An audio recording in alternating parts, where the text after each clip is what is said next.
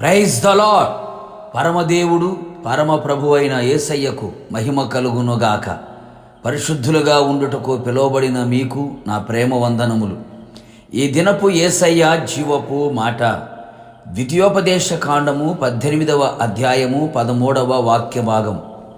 నీ దేవుడైన యెహోవా యొద్ద యథార్థపరుడవై ఉండవలెను.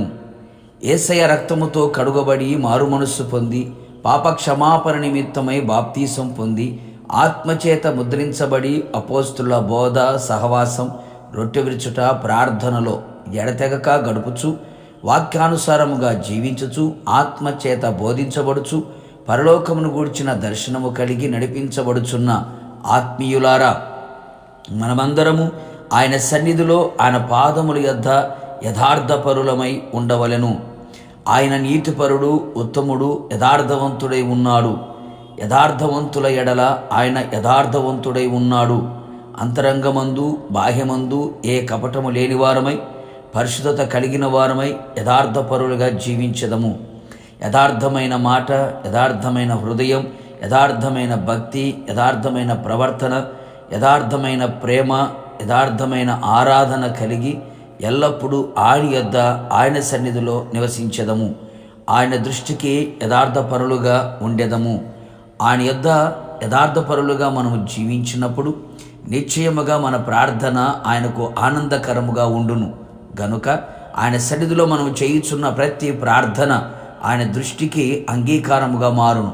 గనుక అడుగు వాటికంటేను ఊహించు వాటికంటేను అత్యధికముగా ఆయన దయచేయును. అంతేగాక మన గుడారము వర్ధిల్లును. అవును ప్రియులారా, మనము అన్ని విషయములలో ఆత్మీయంగా, శారీరకంగా, మానసికంగా, భౌతికంగా సమస్తములో ఆయన యొద్ద నున్న యథార్థవంతులను వర్ధిల్ల చేయును. ఇంకనూ మనం యథార్థతను విడువక ఆయన యొద్ద ఉండిన ఎడల రెండింతలుగా దీవెన పొందుకొని మేలైన దానిని స్వతంత్రించుకొనిదము.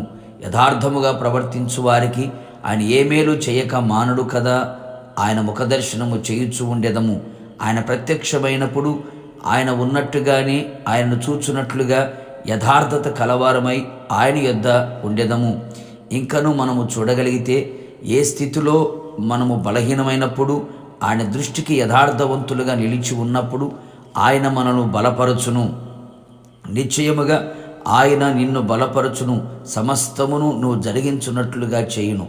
కావున దైవజనాంగమా, మనము బ్రతుకు దినములన్నీ యథార్థపరులమై యథార్థవంతుడైన యేసయ్య యొద్ద నిలిచి ఉండెదము.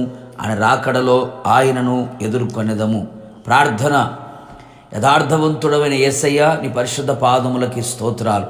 ఉదయకాలమున మరొకసారి మీ పాదముల చెంత మీ జీవపు మాట చేత మమ్మల్ని జీవింపచేసినందుకై, మమ్మల్ందరినీ మీ యొద్ద యథార్థపరులుగా ఉండాలని మీరు కోరుకున్నందుకే మీకు స్తోత్రాలు.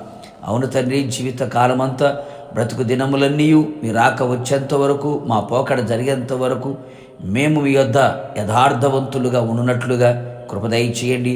ఆ విధంగా మమ్మల్ని బలపరిచి మీరు రాకడ పర్యంతం నడిపించి మహిమ పొందమని యేసు నామములో అడుగుచు ఉన్నాను తండ్రి, ఆమేన్. నిశ్చయముగా మీరును మీ కుటుంబ సభ్యులందరూ యథార్థవంతులై ఆయన యొద్ద నిలిచి ఉందురుగాక. God bless you.